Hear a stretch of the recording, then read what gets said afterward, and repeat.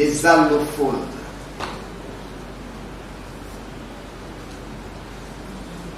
L'Africain dit Angabi Binyaba Manapa Yotanga que Kouchine Dour. Voilà des allophones. C'est-à-dire la langue africaine est très onomatopéique.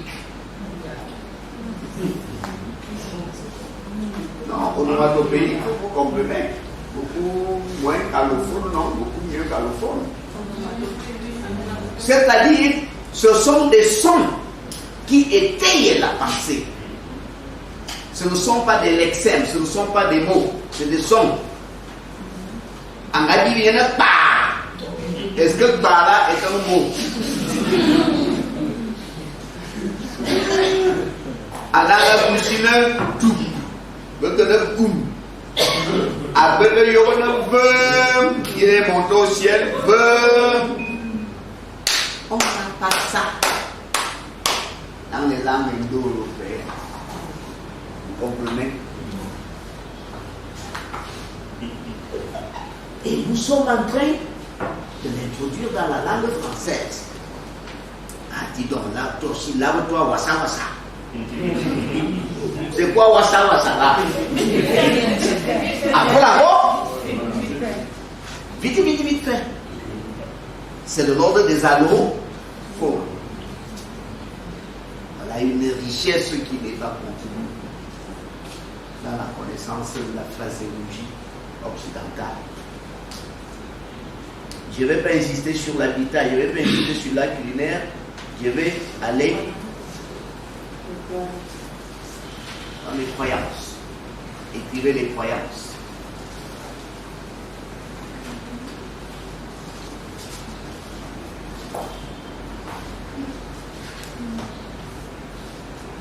C'est l'ensemble des systèmes philosophiques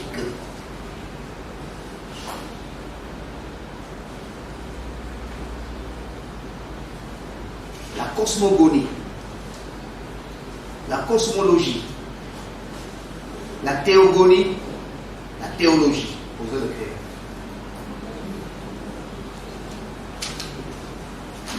C'est l'ensemble des systèmes philosophiques. La cosmogonie, la cosmologie, la théologie, la théogonie. J'ai bien coupé les fautes ici. Enlève au. Et puis ça va devenir quoi si on enlève au à la théologie.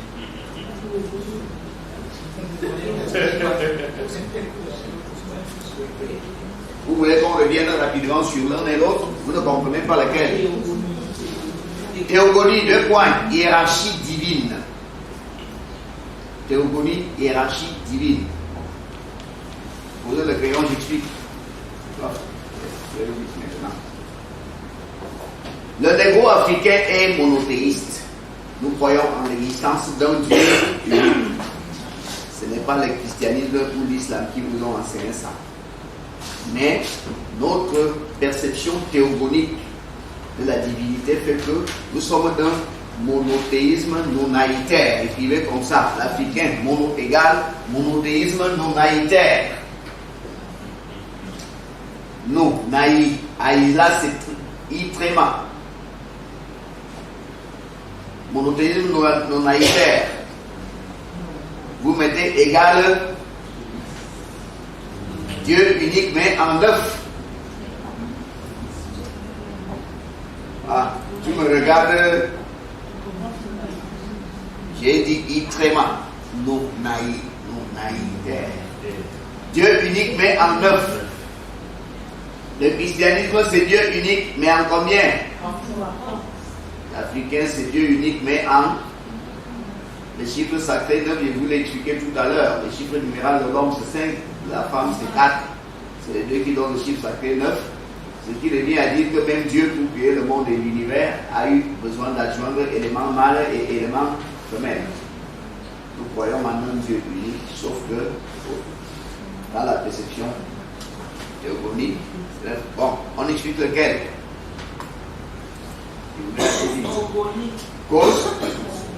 Cosmogonie est en rapport avec la création du monde.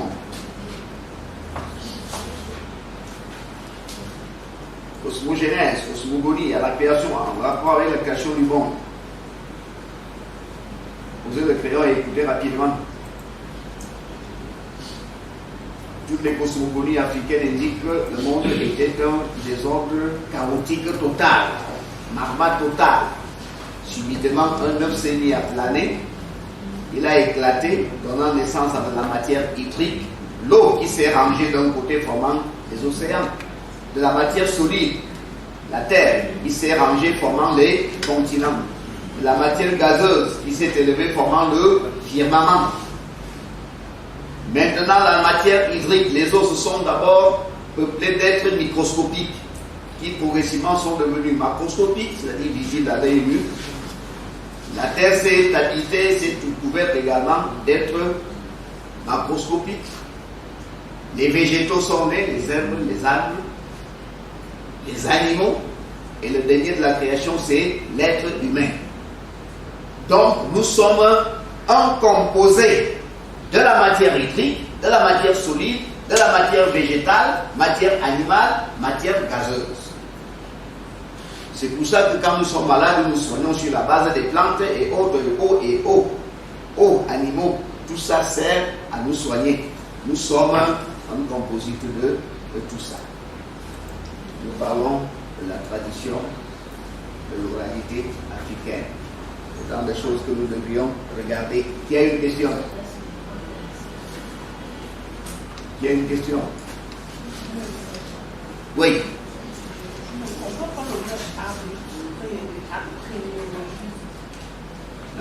Le mot, en fait, Un balga. les mots que tu as utilisés. Tu me cherches des problèmes. Apophthegme. Un apophthegme, c'est également une formule imagée, de la même nature que les dictons, les proverbes, les arguties, les devinettes. Apophthegme. Et dit que ne comprend pas, alors que ne connaît même pas ce mot-là. Avant d'entrer ici, tu connaissais le mot-là. Au lieu de m'encourager et de me féliciter. Retenez donc rapidement aussi qu'il est dit, le négro-africain, nous sommes monothéistes, mais d'un monothéisme nominaïtaire, Dieu unique, mais en 9. 9 parce que le chiffre numéral de l'homme, pas numérique, c'est 5. Le chiffre numéral de la femme, c'est 4. C'est la jonction de deux qui donne le chiffre sacré 9. Et retenez rapidement que dans l'originelle religion africaine, nous ne prions jamais Dieu. Nous estimons que Dieu est le symbole de la perfection, de la pureté, de la bonté, de la sainteté. Là où l'être humain est juste opposé, la luxure, la souillure, l'iniquité, la saleté de la vie de l'Africain. Donc, il est inconvenant que l'infiniment sale, nous, s'adresse directement à l'infiniment parfait, Dieu. On s'adresse à Dieu en passant par les ancêtres. Écrivez les ancêtres.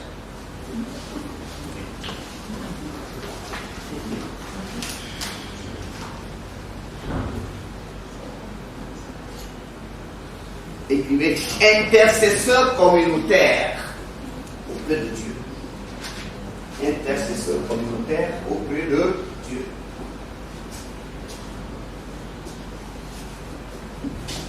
Posez le crayon.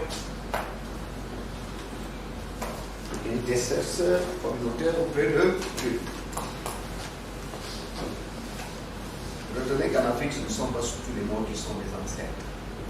Il y a une idéologie qui est la suivante. Être mort au moins à l'âge adulte, avoir mené une vie de juste et de bon, avoir marqué son passage par des faits pertinents, n'être pas mort dessus de suicide, n'être pas mort dessus de maladie sociale, et surtout la maladie sociale. Tu n'as pas respecté ton grand-père, que je suis, heureusement, toi tu me respectes, on te maudit, la famille te maudit. Si vous mourrez des chutes de la maladie, de malédiction, c'est une maladie sociale. Nous les Bamileke, quand tu es mauvais, on te couvre de la cendre et on te chasse de la communauté. Si tu vas mourir pendant cet exil social, c'est une maladie sociale. ceux-là ne peuvent donc pas devenir ancêtres. Comme les mineurs, si vous voulez, avant l'âge adulte, vous ne devenez pas ancêtres. On est rapide, il faut faire attention. Bon, voilà ce qu'on peut dire rapidement, conformément aux croyances. Écrivez. La musique. On liste. La musique.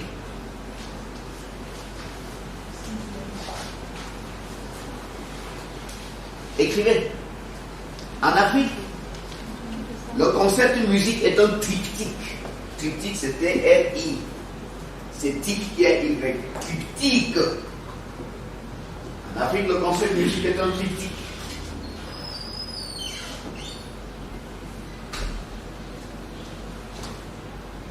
C'est un triptyque. Je coupe les fautes contre moi. Dieu t'a sauvé. C'est un triptyque. Musique renvoie obligatoirement à 2 points. Musique, donc en Afrique, renvoie obligatoirement à 3 choses. A. 2 points. Chant. Chanter. Pas le chant de tomate et pas les qui sont là. Chant. Danse. Parole poétique. Parole poétique. La typologie des choses de la tradition orale, parole poétique. Pour eux, le crayon. L'Africain ne conçoit pas qu'une musique ne soit pas chantée, qu'elle ne soit pas une invitation à la danse, et qu'elle ne soit pas non plus un exposé du beau langage. Ça veut donc de la musique une communication à part entière. Et c'est même une communication sacrée, c'est-à-dire transcendantale dans la mesure où nous sommes dans un contexte de situation où on dit les morts ne sont pas. Comment on fait pour s'agresser à ces morts? C'est par le chant, par la danse, les incantations, une chorégraphie. Donc, la musique en Afrique n'est pas une simple action de jactance, de divertissement, de jouissance, non. C'est une communication sacrée. Retenez que la musique se subdivise en genres majeurs, qui sont des musiques rituelles et initiatiques sacrées, genre mineur, qui renvoie à la musique populaire, celle à laquelle monsieur tout le monde est invité, il n'y a pas un costume particulier, il n'y a pas de danse particulier, ça c'est danse populaire. Mais qu'il s'agit des genres majeurs, ceux rituels, sacrés et autres, il s'agit des genres mineurs, ceux populaires, il y a encore une subdivision qui voudrait qu'on ait une typologie en genre masculin, genre féminin, genre mixte. Donc globalement, 2 grandes configurations de la musique. Les genres majeurs, musique rituelle et sacrée. Les genres mineurs, musique populaire. Mais les deux comprennent encore des danses masculines, des danses féminines et des danses mixtes. Partout c'est ça. Il y a une question? Mais c'est facile. En fait, ça revient un peu en arrière. C'est permis. Bon, quand tu dis que l'intercesseur communautaire auprès de Dieu, ce sont les ancêtres. Est-ce que, en fait, ça signifie donc que Jésus-Christ, à qui moi je crois, et qui est, en mon sens, pas l'intercesseur, mais celui qui a déjà. Embarga. Tais-toi. Bingo Noyer ici pour vous parler de l'Afrique avec le blanc. Aujourd'hui, je viens vous parler de l'Afrique avant le blanc. Ce que nous aimerions archiver dans le cadre de ce séminaire, ce n'est pas les grandes saveurs des choses académiques apprises en Wekele. Dites oh ouais. Sinon je ne parle plus. Et maintenant, si je revenais même à toi, à mon enfant, toi tu connais mes enseignements depuis longtemps, même Jésus-Christ tous, Jésus-Christ est devenu le sauveur de l'humanité après quoi? Répondez. Parlez fort. Est-ce qu'il était le sauveur de l'humanité avant la mort? Il est devenu sauveur de l'humanité après la mort, le séjour chez les morts et puis la résurrection. Yassonare. Dites Aminale. Nos ancêtres, qui sont nos parents, ne sont pas nos intercesseurs de leur vivant, c'est après.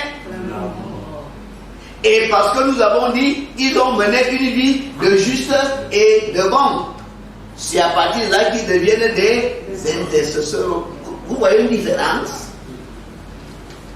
Est-ce que vous voyez une différence?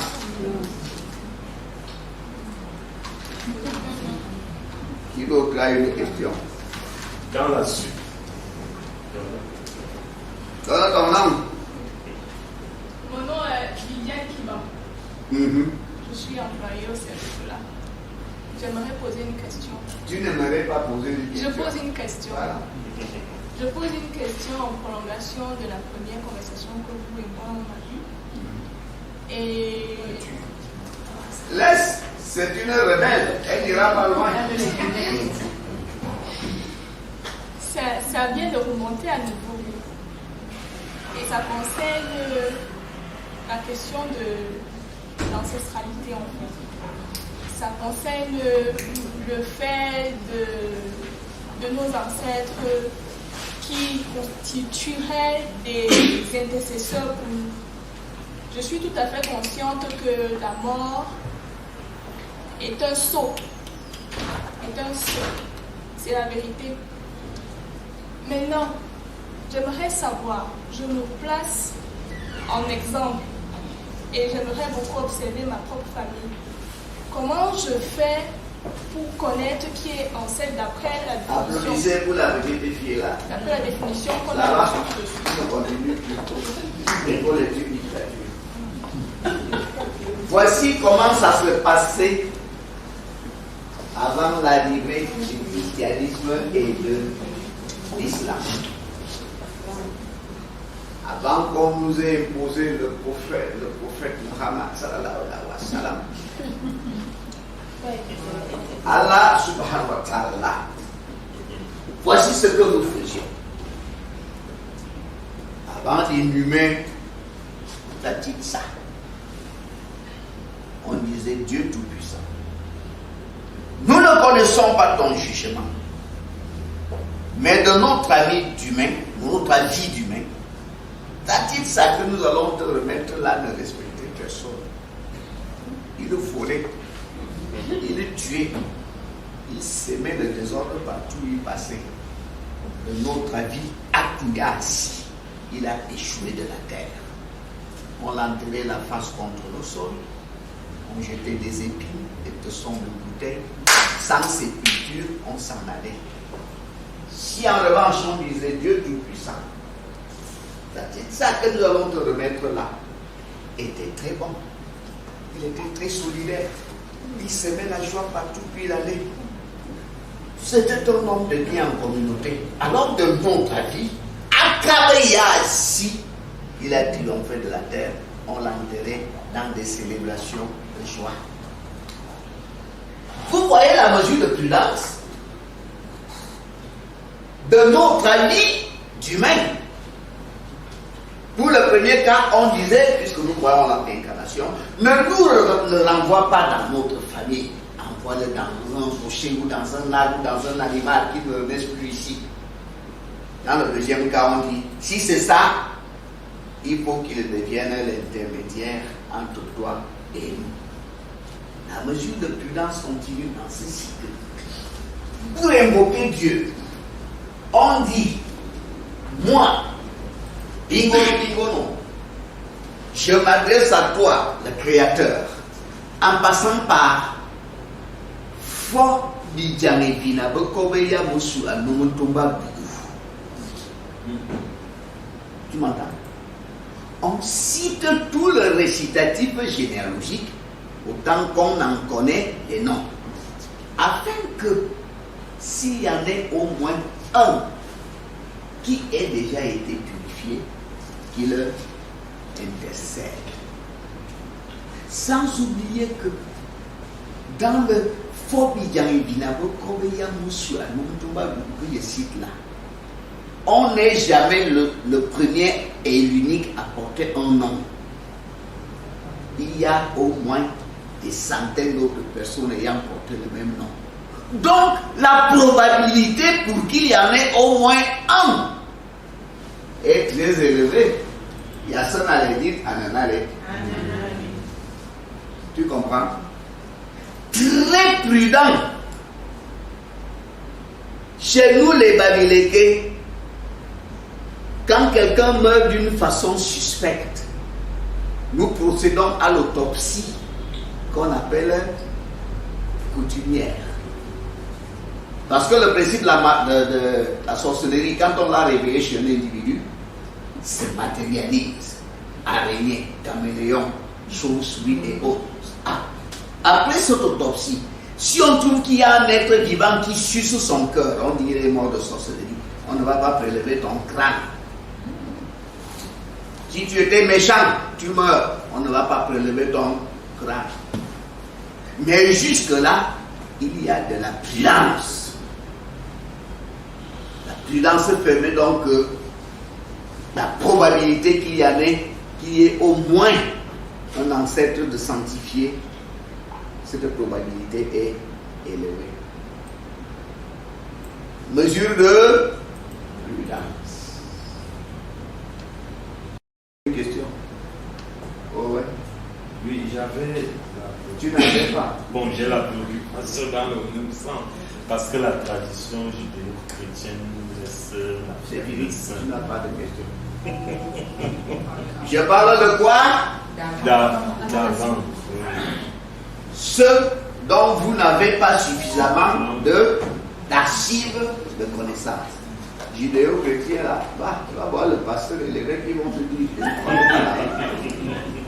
Il y a une question. On a vu ça. Reste assis.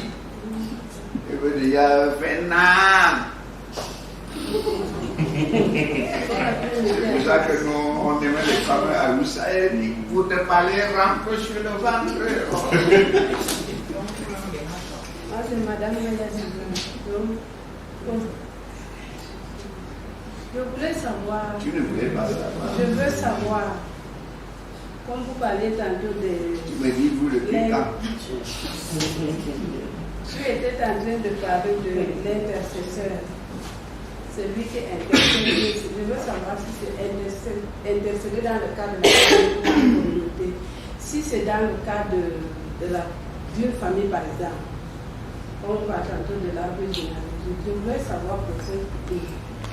Si au cas où dans une famille, il n'y a pas eu une personne qui a été sanctifiée, qui a posé des actes nobles, par exemple, ça veut dire que cette famille n'aura pas d'un intercesseur auprès de Dieu. J'ai répondu à cette question en disant le nom d'Ingono que je porte ici, quand je vais mourir, je n'aurais pas été le seul à avoir porté ce nom. Au moins 10, 20, 30, 40, 100 autres personnes avant moi ont porté le même nom. Donc, dans la chaîne généalogique, on s'arrangeait toujours à citer plusieurs noms, ce qui multiplie la probabilité qu'il y ait au moins un. Tu comprends? Tu t'appelles Doubakari aujourd'hui.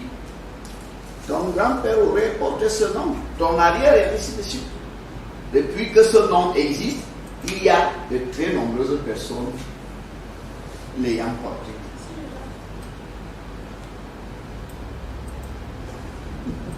Tu vas encore parler? Les pasteurs des églises nous font la base. Tu ne veux pas poser? Je pose une question. Oui. Je la rejoins. Sa question me semble pertinente. Monsieur, j'aimerais parler en toute simplicité. Là, je parle comme une enfant qui voudrait apprendre. Et je dis que nous appartenons à cette époque-ci. Ce n'est pas à la base de notre faute si on ne connaît pas toutes ces choses liées à l'ancestralité. Et ce n'est pas de la faute du Seigneur de faire venir des couillons comme moi pour nous rappeler donc. C'est la raison pour laquelle je me sens honorée d'entendre. C'est toujours une très bonne chose d'avoir la connaissance. Donc, je dis ceci. Si parmi les noms que je cite, je peux citer Sinoudi, non. Si je rate, si je n'appelle pas le bon nom, parce que si c'est un code, si c'est une question de code, si je n'ai pas le bon code, ça veut dire quoi? Je tombe toujours dans le lien. J'insiste. J'ai dit, Prince, aide-moi. Dis-leur qu'on n'est jamais seul à avoir porté un nom. Tu cites 7 noms. Essaie de t'imaginer depuis que ta famille existe, combien de personnes ont porté ce nom avant celle que tu as connue. La probabilité est très élevée.